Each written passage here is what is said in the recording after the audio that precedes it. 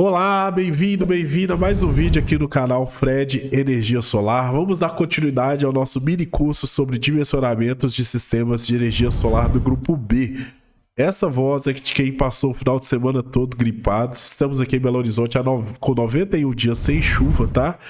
Então, tempo muito seco, mas mesmo assim, mantendo meu compromisso com vocês de ter vídeos diários aqui no meu canal, vamos continuar aqui a nossa aula do nosso mini curso, tá?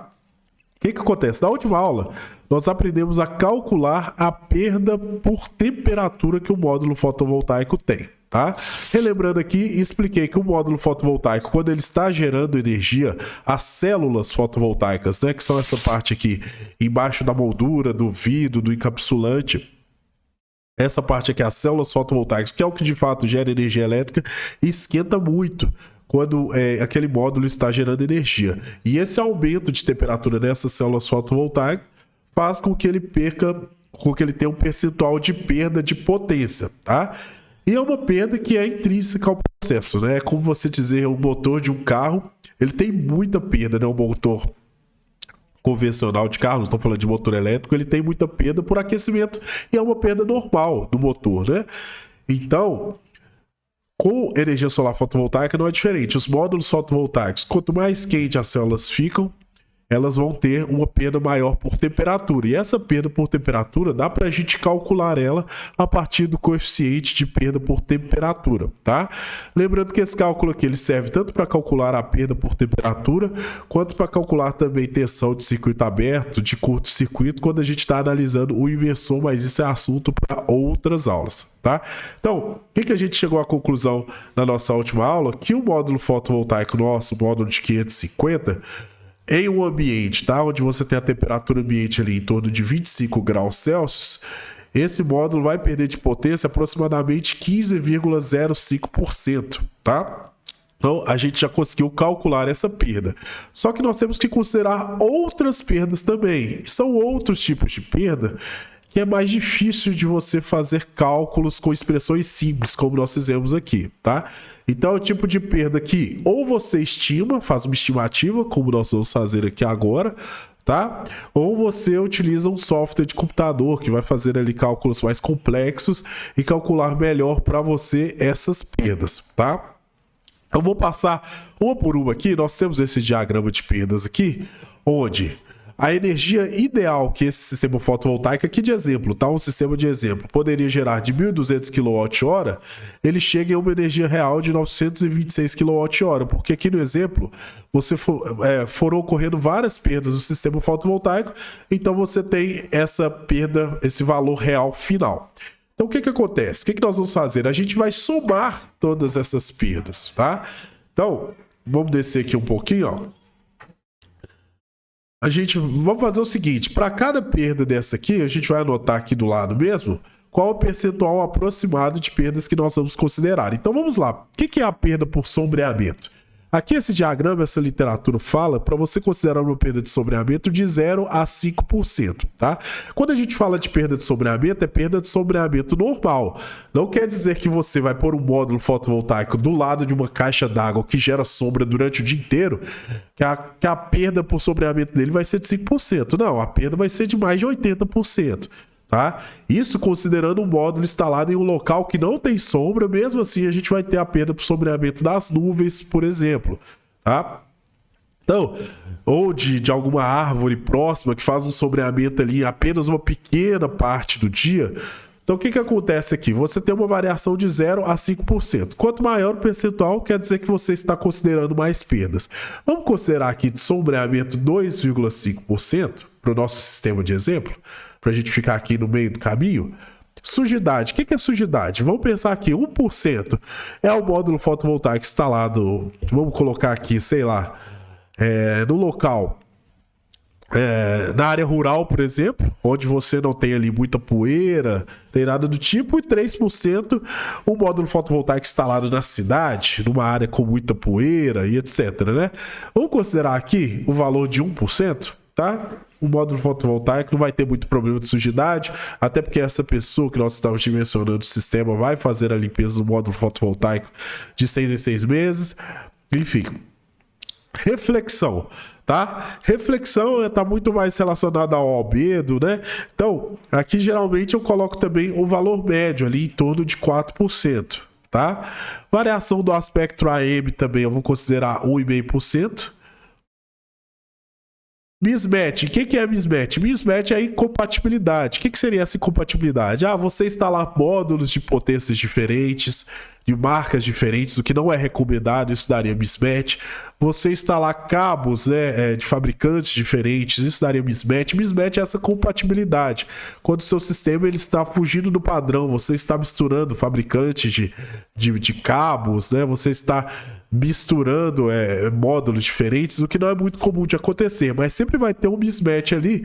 O mismatch eu gosto de colocar o valor mínimo de 0,5%, porque eu não recomendo instalar módulos de fabricantes diferentes, de módulos diferentes, então eu considero o valor mínimo, tá? Condições diferentes das padrões de teste. Aqui, geralmente, também você faz uma estimativa, tá? O que seria condições padrão de teste? Quando você tem um módulo fotovoltaico que ele está sendo fabricado, aquele módulo fotovoltaico ele passa por testes, né? Que a gente chama até de STC, onde ali você vai jogar uma irradiação solar padrão do módulo, com uma temperatura controlada, aquela coisa bem de laboratório mesmo. Então, as condições diferentes de padrão de teste é o quão diferente você está dessa questão do laboratório. E a vida real é muito diferente da condição de laboratório. Então, ele apresenta aqui nessa literatura de 4 a 9%. Eu também gosto de pegar um valor intermediário ali de 6%. Vocês estão vendo que tudo isso aqui é estimativa? Tá? A gente está estimando. Não tem como você calcular esse tipo de perda aqui. Tá?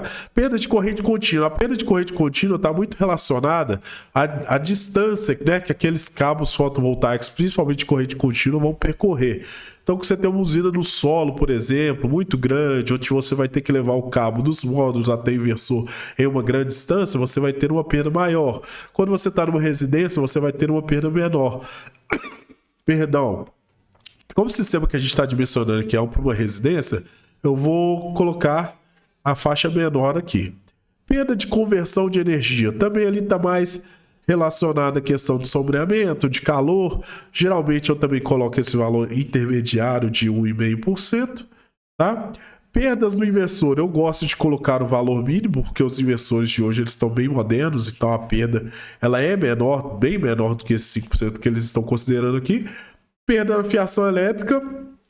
Mais ou menos a mesma lógica da perda CC. Qual que é a distância que os cabos de corrente alternada vão percorrer? Questão de queda de tensão. Aqui eu vou considerar um valor de 0,5%. Então tudo isso é estimativa, tá? Então, o que a gente vai ter que fazer agora? A gente vai ter que pegar essas perdas totais, tá? Que é somar todas essas perdas com a perda de temperatura. Então vamos fazer isso agora? Então as minhas perdas totais, né, em percentual, ela vai ser o quê? A perda por temperatura, vamos pegar ela lá em cima lá que eu esqueci, 15,05. Aquele sinal negativo lá, pessoal, é justamente para mostrar que é uma perda, mas como aqui a gente vai somar os percentuais, a gente não precisa colocar aquele sinal negativo não, tá? Então 15,05% mais todas essas perdas aqui, tá? Eu vou abrir a calculadora para não precisar repetir todos esses valores lá embaixo. Mas vamos somar junto aqui.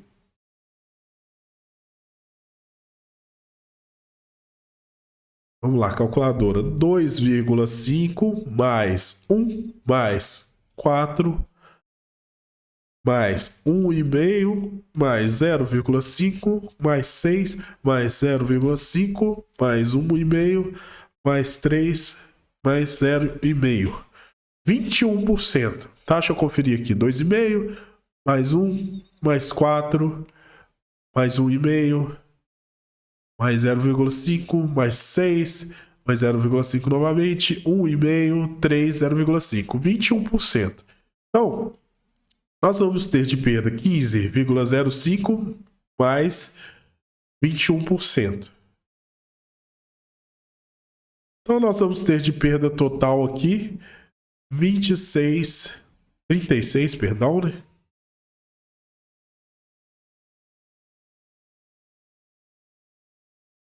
36,05%, tá? Então, meu sistema nessas condições, algumas perdas eu considerei bem exageradas, bem altas aqui. É um sistema que vai ter de perda 36,05%. Pessoal, é super normal sistemas com perdas entre 20% e 40%, tá? Então, 20% e 40% é super normal de você ter esses valores de perdas. Então, 36,05% está dentro aí do que é esperado mesmo, tá? É um sistema que tem as suas perdas dentro dos parâmetros normais. É normal o sistema ficar entre 20% e 40%, tá? Então a gente tenta melhorar isso, claro, limpando os módulos com maior frequência, diminuindo ao máximo os mismatches, mas é normal você ter um sistema ali com 20% ainda muito baixo, tá? Um sistema com rendimento de 20%, praticamente só um sistema instalado no solo, com tracker, tá? Um sistema aí no telhado é muito difícil ter uma perda menor do que 30%. Então a gente já calculou a perda de 36,05%. Agora a gente já consegue calcular o rendimento do nosso sistema, tá? Então, qual que é o rendimento do nosso sistema em percentual? 100% menos as perdas totais lá, que nós calculamos 36,05%. 36,05%. Eu ainda estou acostumado com essa caneta, toda aula eu falo isso com vocês. Então, tem 100 menos 36,05. 100 menos 36,05. Eu vou ter um sistema com 63,95% de rendimento, tá? 36,095% de rendimento. Então agora eu já consigo calcular a minha potência final e a quantidade final de módulos. Olha que legal. A minha potência total real agora, tá? A gente tinha calculado ela lá no início sem considerar perda nenhuma. A minha potência total real para gerar aquela quantidade de energia que o meu cliente precisa, ela vai ser a demanda do meu sistema fotovoltaico inicial, aquela que eu calculei lá no início. Vamos olhar. A minha demanda de 6.970 kW ou 6,97 kW, 6.970 watts ou 6,97 kW, já tem ela aqui. Então 6,97